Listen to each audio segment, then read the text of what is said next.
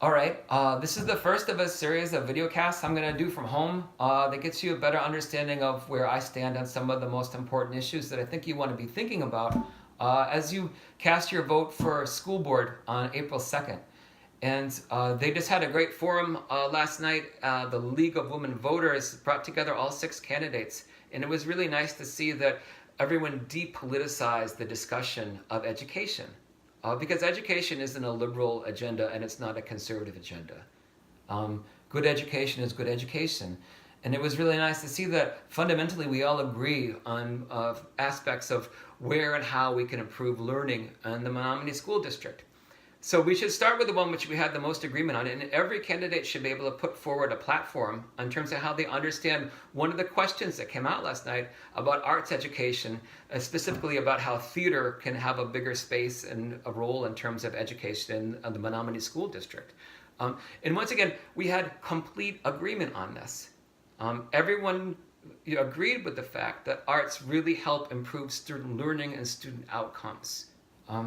But one thing we have to do is that you can't just say that you like the arts. You have to come up with a program that helps develop how arts can be put into the program. It has to be put into the curriculum. For that, you have to have good models.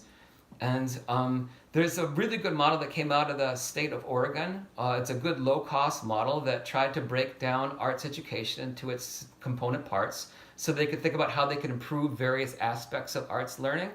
And so they can measure it in terms of how they can, understand if they're actually making improvements in terms of the way in which the arts works with the other areas of curriculum. So what they did was they broke it down into 3 basic areas, and it works really nicely.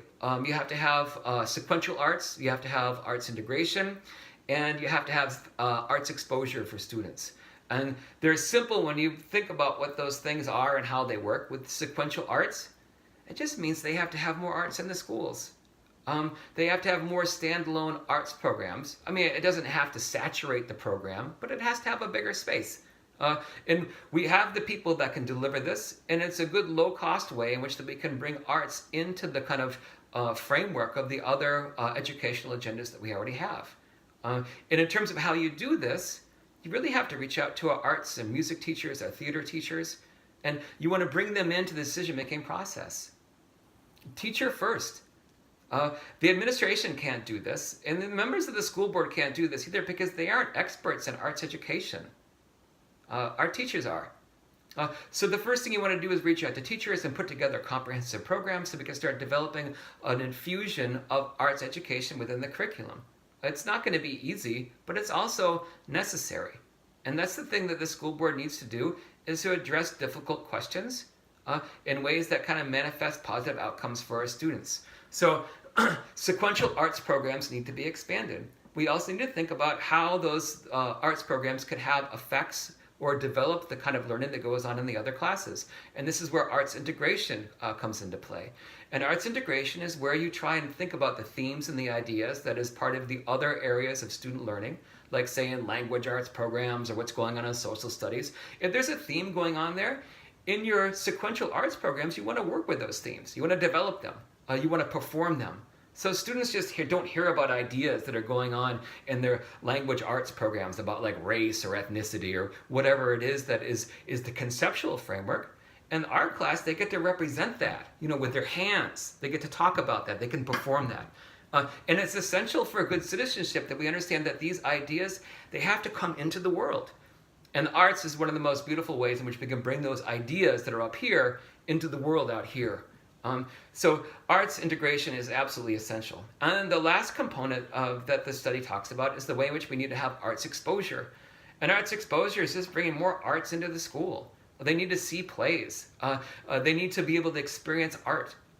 And one great way you can do this is by actually bringing not only art in the schools, but bringing students out into the world. We've got a community of artists and performers, musicians, and they need to experience the richness of the culture that we have in Menomonie. We've got an amazing arts program at University of Wisconsin Stout.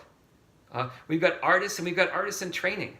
And the students need to be exposed to that. And it also manifests this idea that the learning that they have in the classroom also needs to think about how it operates in the world. So you bring the students into the world and you bring the world into the classroom. What they do in New Hampshire which is developing what's going on with this idea of arts exposure. And New Hampshire, similarly, the high achieving state in education, but also very conscientious about how they spend in education. They just don't want to throw money, right, at problems. They want to solve problems. And what they did in New Hampshire was they started an artist in residence program where they bring artists in the community into each of the schools, and they set up a residency there where they perform or they show their work, but it's integrated into the space of the school. And it's where that school is associated with that artist. And they think about some of the ideas and the concepts, and they talk about the dialogue about how that artist tries to help bring those ideas into the community. So we had complete agreement that we need to advance arts education in Menomonie. But if you're going to do that, you have to design for it. And that's why the school board needs to think a little bit more deeply about some good models they can adopt. So they can't just talk about how they value education, but they need to make that happen. And I think that that's a good way to think about some of the things in terms of what a good school board candidate can do is how you can start conversations, how you can approach problem solving, and how you can reach out to the people that we have within the school system to help solve that problem.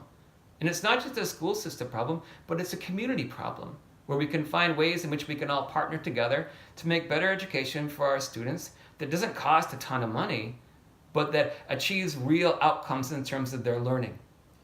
So this is just the first of a series of podcasts that I want to do for you, but there's lots of ways in which we can think about the school board as being the place where we have to start thinking more deeply about problem solving. You know, a lot of people come in with a big solution.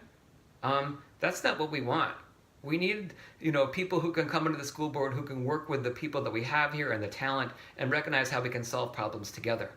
And together we can make the school district better, and together we can make the learning outcomes for our students better as well. So that's where I stand on arts education. And I think that it's important to understand that this is something we have complete agreement on. Coming up with a way to solve that problem, right? How we bring arts into the school system without costing a ton of money. I think that's something that I can help with.